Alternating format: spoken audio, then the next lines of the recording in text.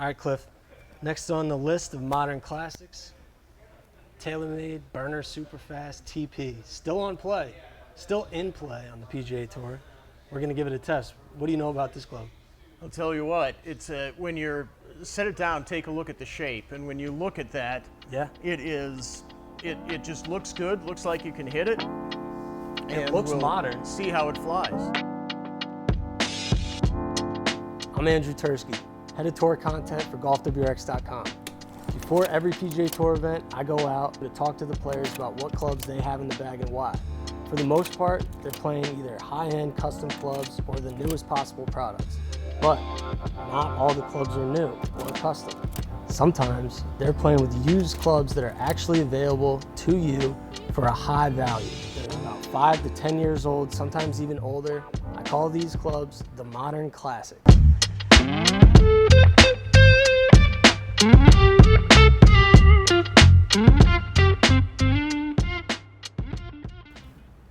All right, here's another fun one. We got the TaylorMade TP Burner SuperFast.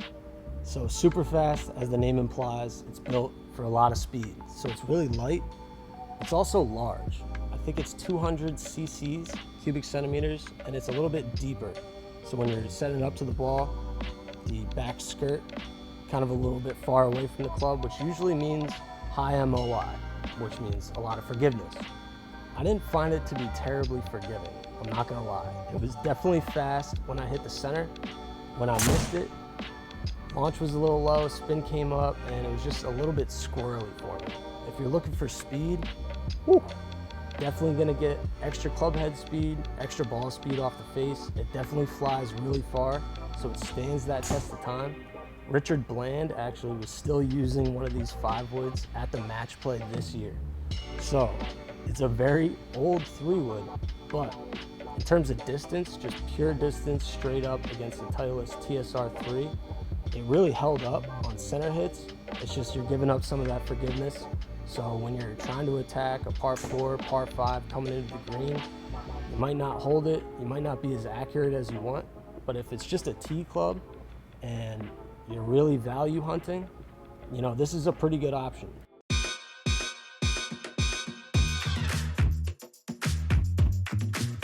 All right, Cliff, TP Burner SuperFast. It was a little bit squirrely to me, but also really fast. I mean, what's going on with this? Well, you know, a little bit different construction than some of the others we were looking at with the shape and the aerodynamics of the head.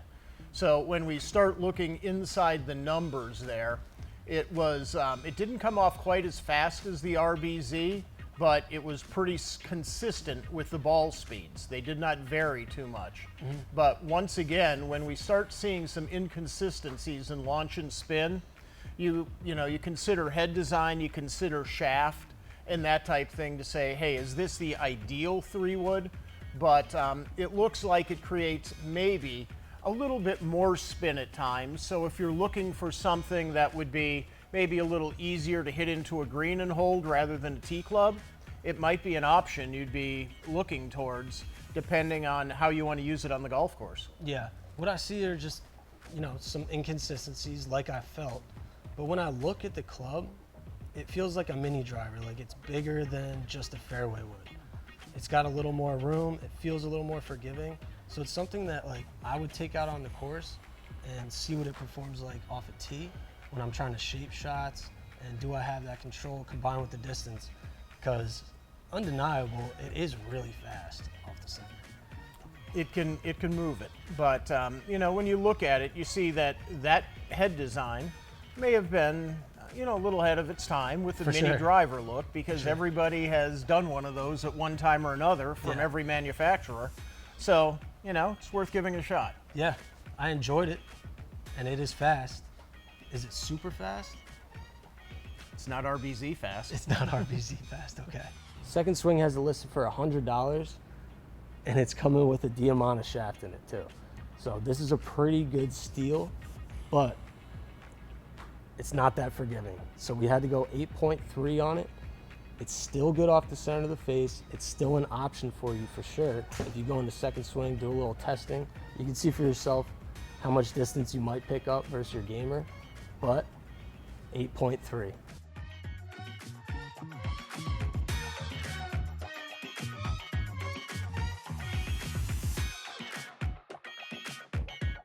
Here's the one, the holy grail, is the limited edition VR Pro Nike.